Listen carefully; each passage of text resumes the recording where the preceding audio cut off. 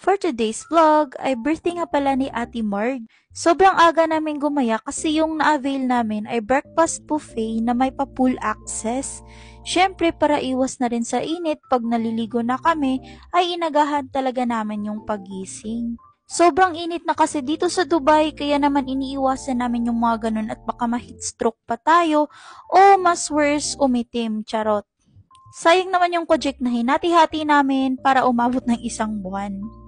Chika ko lang sa inyo guys, may nagtanong pala sa akin kung maganda ba daw yung buhay ko dito, magara, mabilis ba daw yung pera. Ang sagot ko po ay hindi. Oo, sa mga videos ko, masarap yung buhay ko tingnan, pero sa totoo hindi talaga. Oo, madaming opportunity dito, pero bukod doon ay may kasama kang pressure, yung pagod talaga at kailangan mo talagang maging independent pag andito ka na sa abroad. Pero kung i-compare ko naman yung life ko sa Philippines, ay maganda talaga dito kasi nasusuportahan ko na yung pamilya ko. Pause muna tayo sa chika natin at eto na nga yung pagkain na kinuha ko. Merong pa egg, hash brown at saka sausage at bacon. Syempre hindi ako nagpahuli at nag-request ako ng kanin. Talagang panay ikot-ikot ako dyan kasi naghahanap ako ng kanin ngunit wala pala silang sinaing. Kaya naman nag-request ako sa kanilang chef na kahit basmati rice lang. Hindi naman ako nadismaya kasi after 10 minutes ay kaagad namang na-serve. Sobrang dami nga ng sinerve nila at parang hanggang dinner ko na.